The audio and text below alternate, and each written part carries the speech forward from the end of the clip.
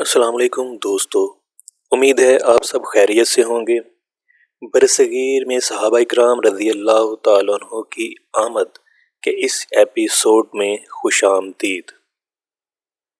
سب سے پہلے نئے آنے والے دوستوں سے گزارش ہے کہ وہ چینل کو سبسکرائب کریں، بیل آئیکن کو کلک کریں تاکہ آئندہ آنے والی تمام ویڈیوز کا نوٹیفیکیشن آپ کو مل سکے۔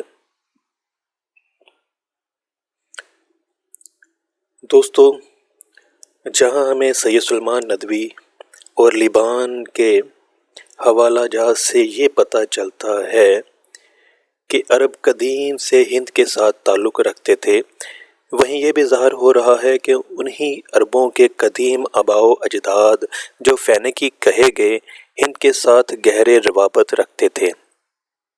ان کے اثرات ہند پر کتنے گہرے تھے، ہمیں سید سلیمان ندوی کی کتاب عرب و ہند کے تعلقات کے اس پیراگراف سے پتہ چلتا ہے کہ یہ سب کو معلوم ہے کہ ہندوستان کی تمام تحریریں بلکہ تمام آرین تحریریں بائیں طرف سے لکھی جاتی ہیں، لیکن اس آریہ و رت کی ابتدائی تحریریں حیرت سے سنا جائے گا کہ سامی تحریر کی طرح داہنی طرف سے شروع ہوتی تھیں۔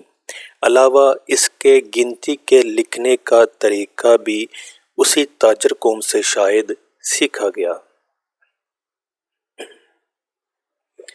قدیم عرب یعنی فینیکی نہ صرف ہند سے تجارت کرتے تھے بلکہ ان کے استاد بھی تھے۔ اولا بالا بیان سے واضح ہوتا ہے کہ تحریر اور گنتی جیسے بنیادی اور اہم علوم ہندیوں نے قدیم عربوں سے ہی سیکھے تھے۔ سامی طرز تحریر کی اس گواہی کے علاوہ ایسے شواہد بھی ہیں جن سے عرب و ہند کے تعلقات کی قدامت کا پتہ چلتا ہے۔ نیز معلوم ہوتا ہے کہ ہند کے لوگ زمانہ قدیم میں عربی سے واقف تھے۔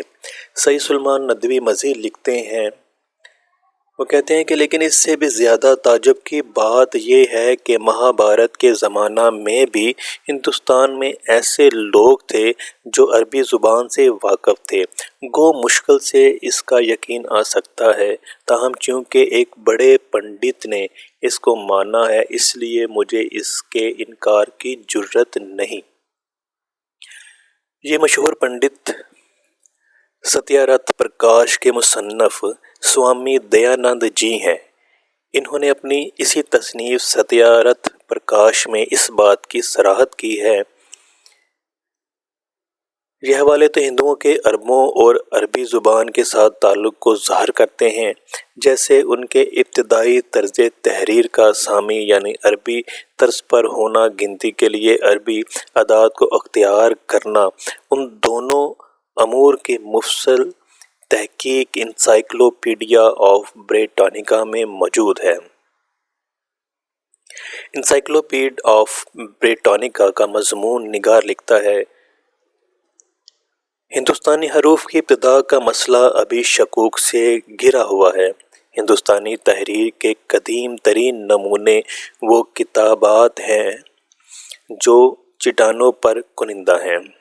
یہ پالی زبان کے وہ مذہبی احکام ہیں جن کو سن 203 قبل مسیح میں موریہ خاندان کے شہنشاہ اشوک نے کنندہ کرایا تھا، اور یہ شمالی ہند میں شمالی مغربی سرحد پر پشاور کے مضافات اور گجرات میں گرنار سے لے کر مشرقی ساحل پر کٹک کے ضلع میں جگادہ اور دولی تک پھیلے ہوئے ہیں۔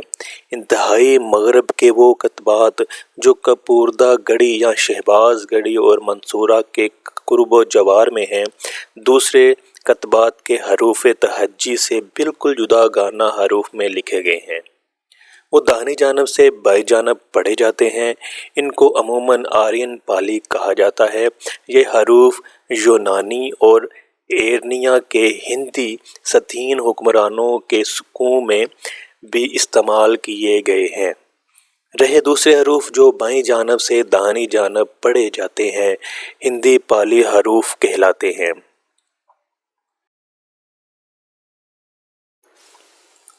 مقدم ذکر نے جن کو خروشتی یعنی خروشتی یا گندارا یعنی لیپی حروف بھی کہا جاتا ہے، اور جو بظاہر کسی سامی اور شاید آرامی زبان سے ماخوذ ہیں، ہندوستان کے بعد کی تحریروں میں کوئی اثر نہیں چھوڑا ہے۔ دوسری طرف ہندی پالی یا براہمی حروف جن سے موجودہ ہندوستانی حروف ماخوذ ہیں، بہت زیادہ مشکوک الاصل ہیں، اور اگرچہ اشوک کے وقت تک اس خط نے بہت زیادہ ترقی کر لی تھی اور اس کو علمی مقاصد میں حیرت انگیز طور پر استعمال کیا جانے لگا تھا، تاہم اس کے بعض حروف کا قدیم فینیکی حروف سے تشابہ یہ خیال پیدا کرتا ہے کہ یہ شاید بنی سامی الاصل ہوں۔ اس کے اپنے ملک